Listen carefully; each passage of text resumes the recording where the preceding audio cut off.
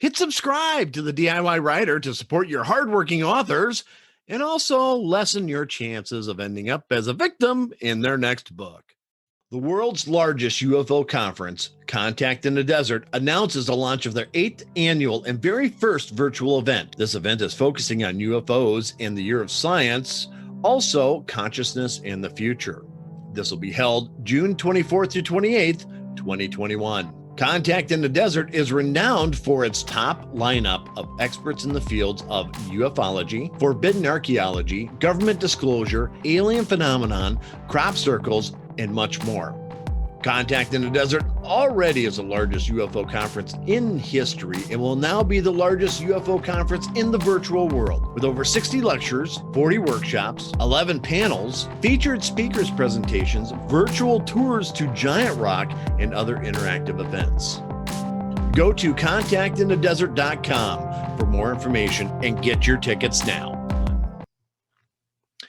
This is Jeff Bacon with the DIY Writer Podcast. Today we have Katherine Wibell with us. Katherine has a couple of different series out there which look pretty darn cool. A bunch of books. She has some that came out in April, and I'm going to let her introduce her own work, which is something new here on the program. Just kidding, it's not, but whatever. Katherine, how you doing today? I'm doing well. How about yourself? Not too bad. So I see you have the Guardian Speakers. Yes, I do. Guardian Speaker, I'm sorry. And you got volume 2 coming out very shortly, June 18th. Volume 1 came out in April. So do you want to talk about that and we'll hit your other books a little later, or what do you want to do? Perfect. I can talk about that. The Guardian Speaker is my first adult series. I have written young adult and new adult in the past. All my works are high fantasy. The Guardian Speaker is actually a novella series I've created to come out fairly rapidly within a short time frame from each other. And it's all pertains to Nordic mythology. So the 9 realms, Yggdrasil, you get a little bit of everything. I really love working incorporating old myth. So I spent countless hours, I don't even know how many, researching just the little details of each realm, all the different entities that exist in there. And I kind of focus on the concept of Fugia, which hasn't been, as far as I know, written about. And Fugia in Nordic myth are your animal guardian spirits. So my main character actually was born with the ability to see everyone's animal guardian, and depending on your core personality will depend on what animal you have. And so she can kind of understand people internally before they even know about themselves that way. But because she has this ability, and she actually does communicate with hers is a small squirrel she calls Threy. Everybody kind of sees her as a probably crazy person because she does talk to herself in their minds.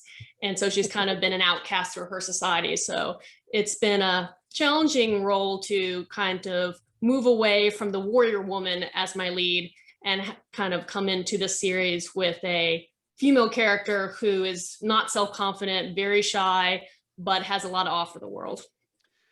That's interesting. I like Nordic mythology just like the next guy does, and usually you deal on, Asgard and all, its interactions with everything and so on and so forth. I like the take that you're taking. I like what you're doing with this. This is very interesting. Yeah, and I'm hoping to be able to give readers a taste of all 9 realms before the end of it. But we do start in Midgard, the human realm, and it is very, again, detail-oriented on how the Nordic people existed and lived and thought about the world during the era of the Vikings.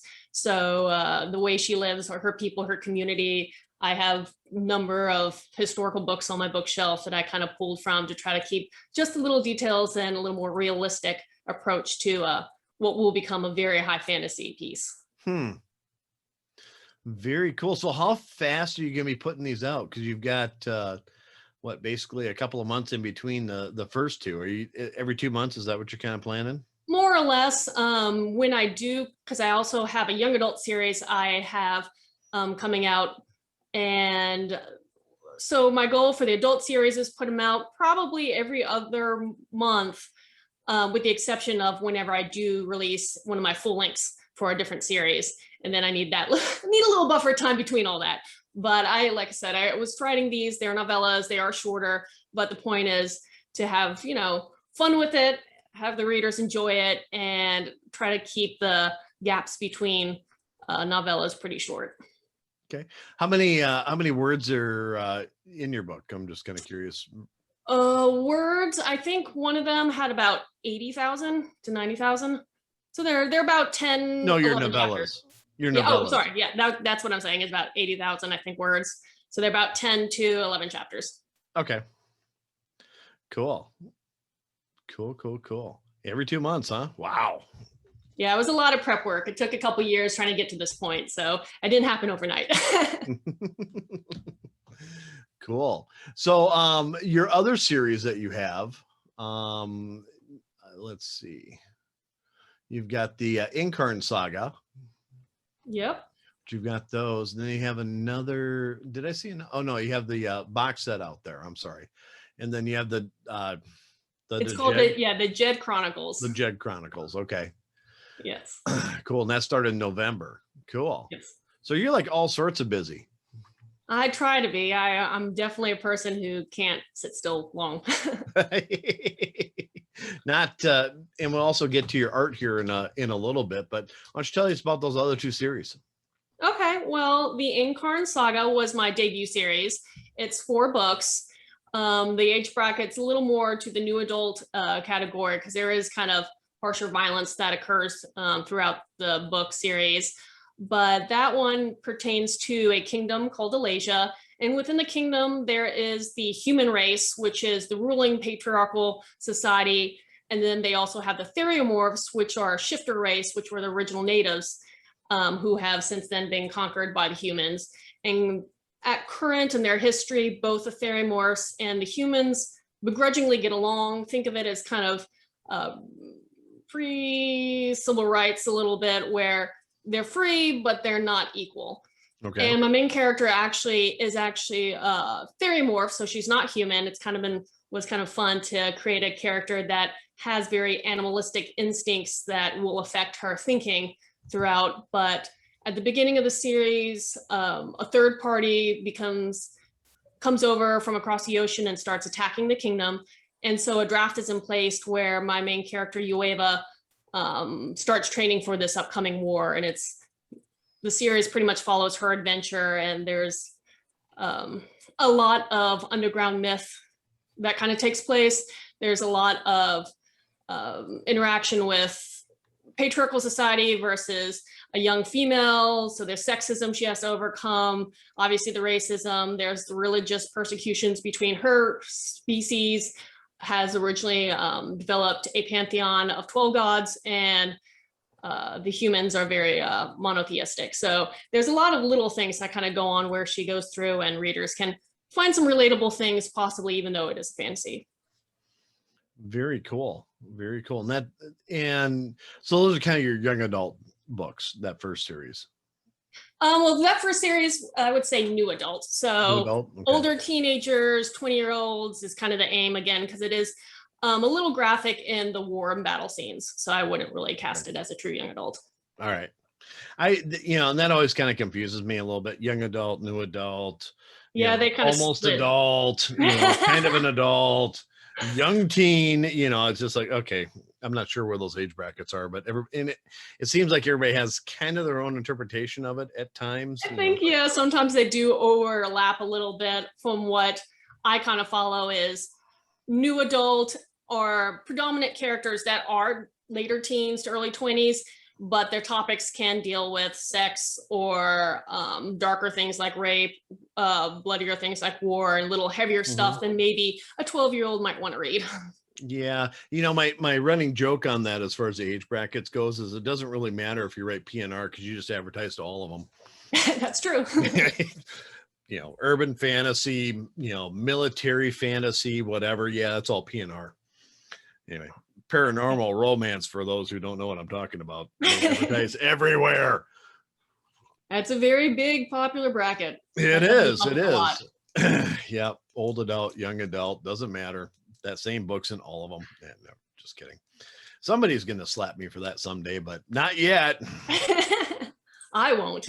All right. Well, well, it gets kind of frustrating because when you like, I write dark fantasy, and you look at it and it's like, okay, this is I expect kind of grim dark, kind of edgy. I mean, there's lots of battles, there's lots of adult themes and stuff like that.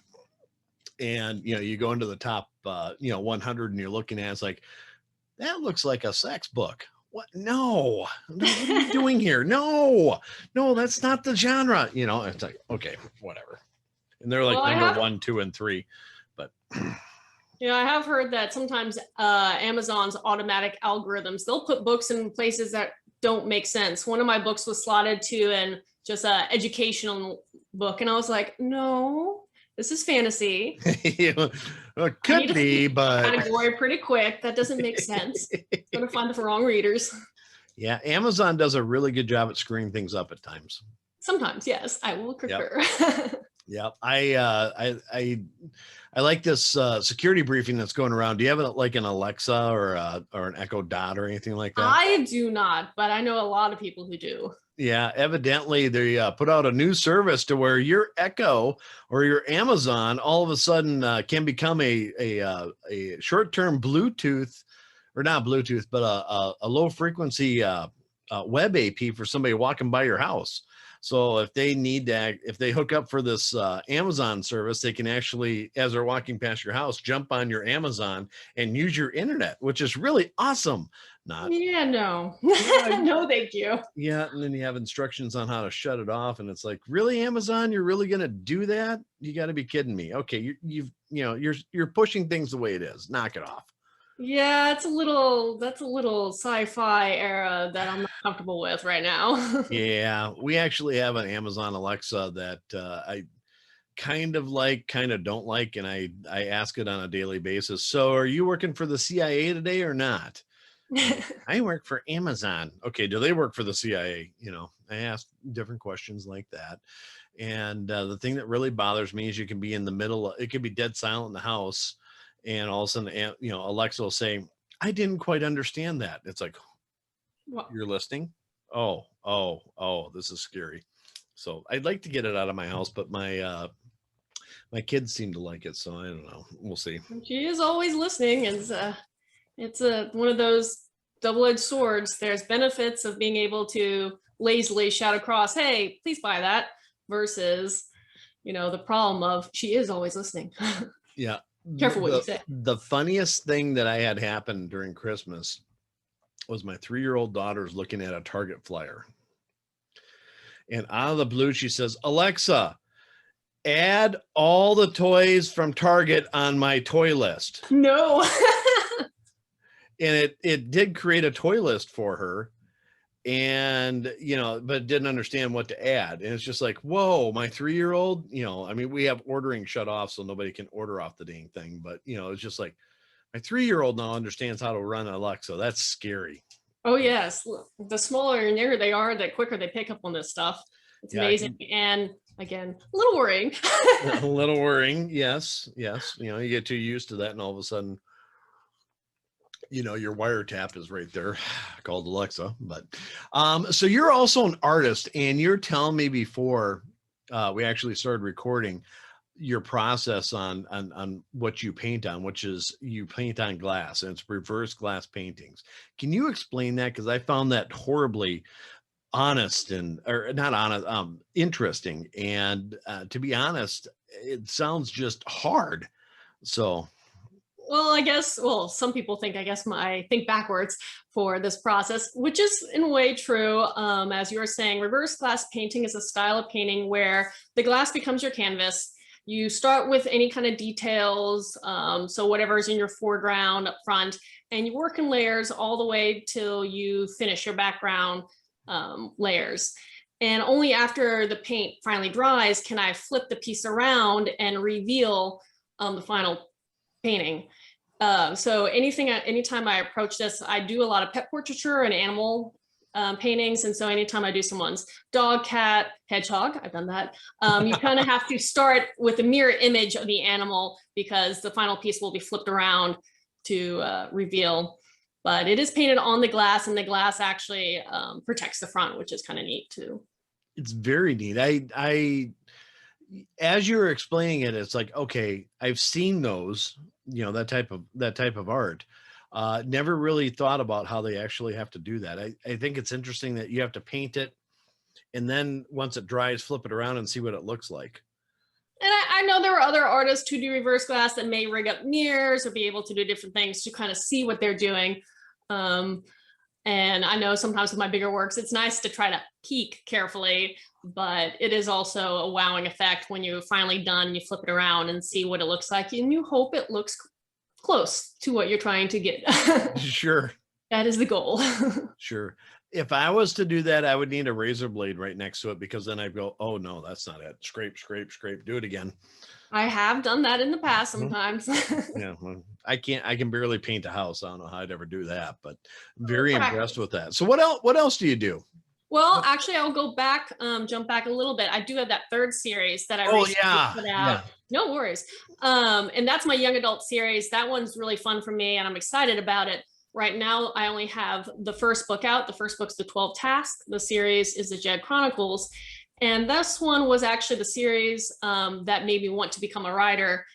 And that's because its origin was years ago, back in the day. My sister and I would play all these imaginary games in the country fields of Georgia. And so we created our own universe and our own alter egos and all these characters, their backstories, their interrelationships, different villains, et cetera, and so on. And at some point I realized I wanted to share those kind of concepts with other people, and was really interested in turning that into a book series.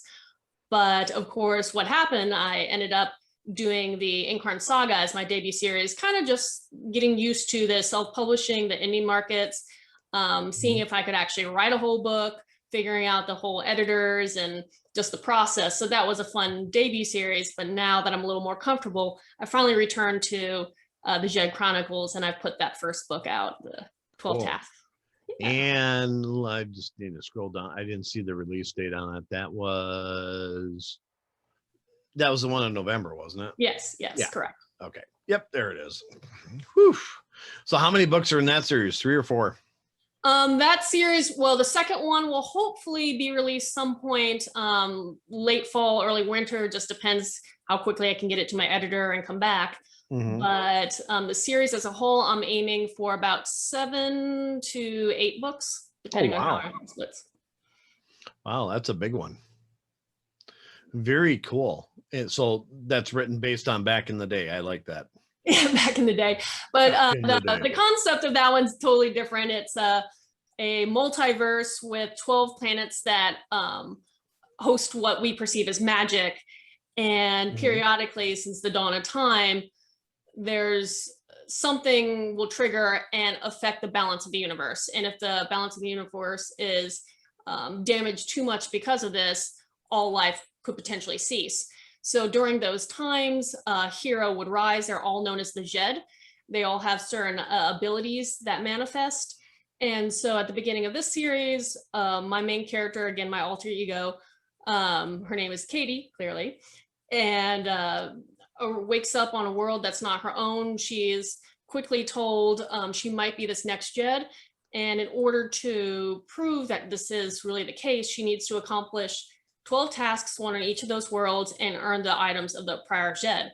Of course, if this happens, that means this great war, this big evil, this disaster is about to break. So cool.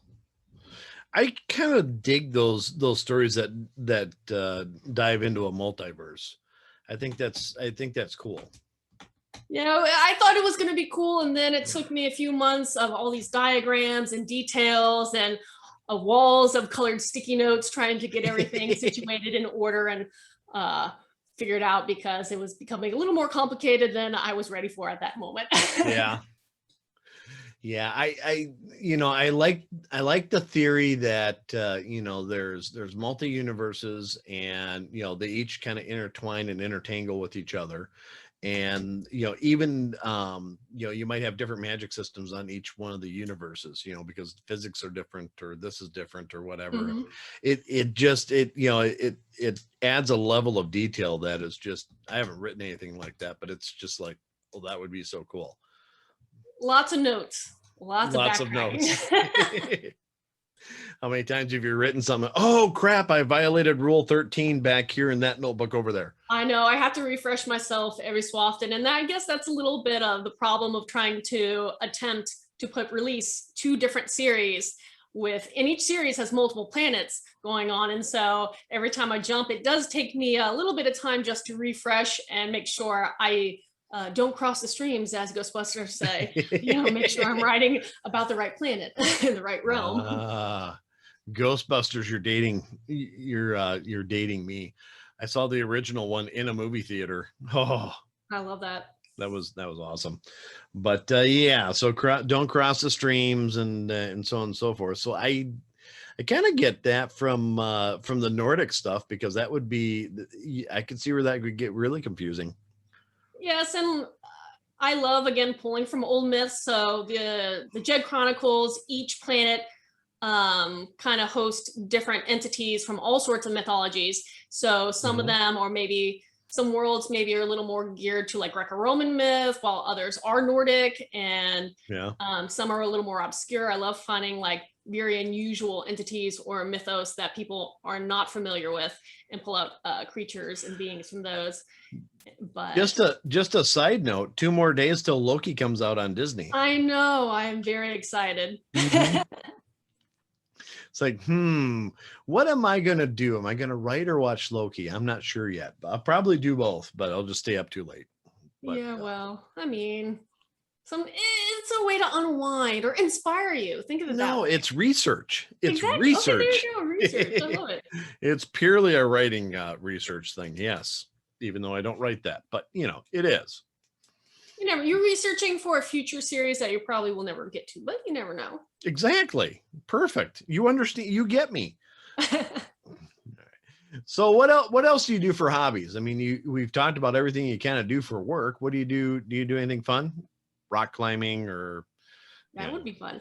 I'm a person who's I'm interested in a little bit of everything, it feels like at times, but my hobbies, they range. I love the outdoors, so going out hiking, kayaking. I love fitness, so I am one of those self-proclaimed gym rats, so you'll see me at the gym with a trainer working out periodically. But I've in the past have done everything from competitive archery, axe throwing. I used to be a licensed wildlife rehabilitator for Georgia, so I took care of lots of baby squirrels and possums before. So again, my hobbies range all across the board. So you're just busy. Oh, I love being busy. You're just busy. So you competitively threw axes, huh? I did a competition and won one at the Highland Games in North Carolina one year, but I was a competitive archer for many years. Okay. That's hard enough. It's fun. And hey, you write what you know. So I like to write all these kind of medieval weaponry, but I have to tell people, I'm like, well, I then have to practice with the sword, right? So I can write about it. I need to go get a sword. Exactly. Over the pandemic, since I had a little bit of time, surprisingly, I recreated a round shield. Again, getting inspired for my Viking series. Clearly. Sure. The one weakness I have is swords. It really is. And I have to stop myself, because it's like, you go to a sword store and you're like, okay, this is what I'm looking for. So if you're looking for something that's, from the Norse or something like that, I mean, you can find those, and how they build them and everything else. Then all of a sudden you start diving into, all the other swords they have, and they'll have fantasy swords and everything else. Is like, click. Oh, that one. I need that one too for inspiration. Oh, look, that's a really cool dagger. That would go with that sword. Tink. It's like, wait a minute. I was here for one sword. Okay, done. you know. Hey, that can be an expensive hobby. I have a wall of weaponry right now, and I keep trying to twiddle my thumbs and prevent myself from buying others. I have to sell more books so I can buy more swords. That's the I goal. I am trying to stop myself from buying a long axe. Ooh, see, I was looking at one. Yes. You know, were you? Yeah. Oh, Yeah. I'm Saw like, that. okay, don't do it. You don't need, but you know, it'd be so cool because same thing in you know, when you talk about the Vikings and how they fought, you know, they had their interlocking shields and everything. Then they have these long axes that they'd start hacking Mhm. at. And it's like, I need one of those just for some inspiration. You know, that would be really cool. And it's like, no, you don't. You don't need that. There's no practical reason why you'd need that for what you write. Maybe I do. There is totally practicality. You know, it allows you to know Don't what talk me into it. maneuverability. I'm trying to be responsible here, but go ahead. Oh no, I mean, for me, I do. I have like exactly what you said, a recreation Viking sword, and I also have some wooden replicas. And the wooden ones I have, I use to actually practice sparring. So you get that footwork or movement, and the replications give you the idea of weight and everything. And so it can give you details of riding if you so choose. Yep, it can. It can. I've gone out into the backyard and thrown a few things and shot a few things, and you know, I've got a couple of slingshots that I like to play with every now and then that I think would be a really cool, you know, written the right way would be a really cool weapon for somebody to have. You know, Actually, my character in the Jed Chronicles, one of her first items is a slingshot. it is, huh? Yep. Cool. Mine's more you know, urban fantasy, dark fantasy type thing. So guns are basically what, you know, they use, but you know, there's some sword play and there's some other things, but the next one I want to do has got a lot of swords in it, but you know, that's where I start. This is all research. Exactly. Research. I know one of the things I want to research now that everything's slowly opening is one day go to Scandinavia and ride one of those recreation long ships. Even if it's in a fjord Yes. or between, some of the countries, I think that would be Mm-hmm. pretty neat experience. And it's for riding. Of Clearly course not it for is. pleasure. This is for work. Do you ever watch that Expedition Unknown with Josh Gates? I have not. I have not. He's got I think it's like 2 episodes where they're talking about the Vikings, and he went there and they were on a long ship and they were talking about how they navigated with the sunstones and all that kind of stuff. Oh yeah. It's actually really cool. I I'll just have to kind look of at it. it's one of those things where you put it on, it's like, yeah, I'm gonna do some other stuff, and then all of a sudden it's like, huh, that's what they did. Cool. You know, and 2.5 hours later, it's like I didn't get a damn thing done, but I watched something really cool. But See, I like that. Of course, it really is. I've done that for research where I'll find like something from National Geographic and then spend 2 hours listening to documentaries on the Vikings in America or stuff like that. But for me, it does help me with my writing. Again, I pull things, I'm writing notes. I do take that part seriously. Now, I don't know if I can convince myself that watching Loki is the same thing in a documentary, but yeah, but you get some ideas. You know, I bought Neil Gaiman's North mythology and his retelling of all the different tales that he found and everything else. I And, have that on my bookshelf. yeah, and I find myself listening to that over and over again, just because there's, you know, you pick out these details about, you know, the dwarfs or this or that, and like I said, that's somewhat in my future, but you know, I'm gathering research right now, but he does a really good job. I like the way that he presents that on the audiobook. Okay, I've not listened to the audio. I do have his physical copy on my bookshelf, but yeah, I do enjoy that.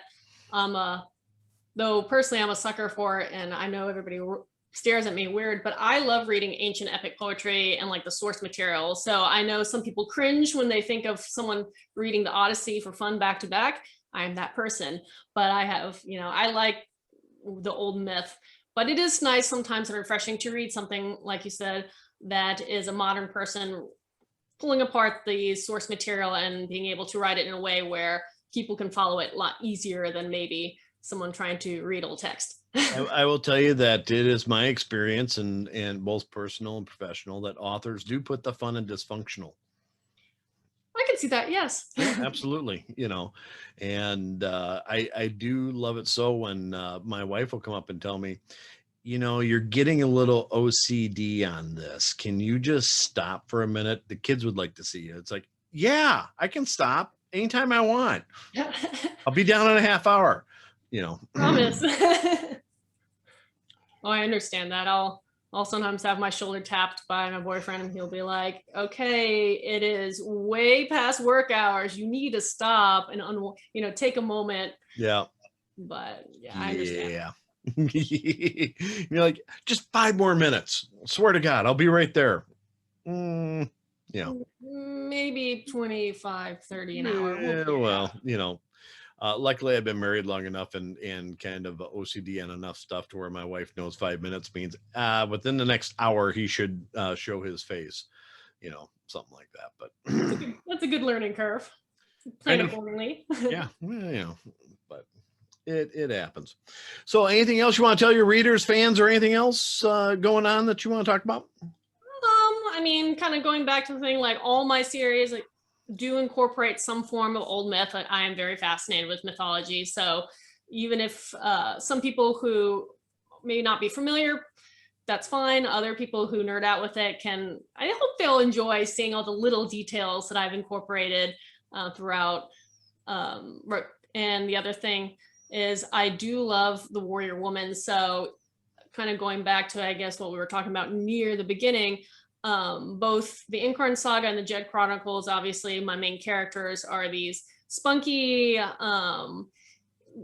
physically, women that have physical prowess that they develop throughout. And I do like the concept of teaching young girls that you can be strong physically, not just mentally, and in other ways. It's not bad to have a little bit of firepower. But going back to the Nordic series, since I did want to feature a main or a lead who isn't necessarily the warrior woman, I do incorporate a shield maiden character throughout there, so I can still live vicariously through her. Very cool. Very cool. We're gonna go ahead and probably call the show to a close. I want to thank you very much for all of your time today. I know we kind of messed around with the schedule a little bit, and I appreciate your flexibility in that. Not a problem. That's the nice thing about being a writer. Yeah, well, a little flexible. Again, if you guys want to check out the Guardian Speaker Volume 1 and 2, Volume 2 will be out here in just a few days, 11 days from now or whatever. And all the rest of your series sound very enthralling, even for old adults. Okay. Yeah. I hope so. I like writing in a way where, yes, you hit maybe a younger bracket, but you want people at all ages to be able to enjoy. Right. That's what fantasy's for. It's an escape for anybody. It absolutely. Well, it should be. But all right. Well, thank you very much, Katherine. I appreciate your time today. This is Jeff with the DIY Writer telling you, have a great day. Keep your chin up. Things are always getting better. Maybe. I don't know. We'll see. Have a great day. Bye-bye.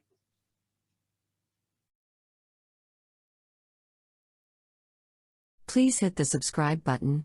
I get a bonus for every subscriber, and I only need 1,506 more to become a full-time paid employee. Help me, please.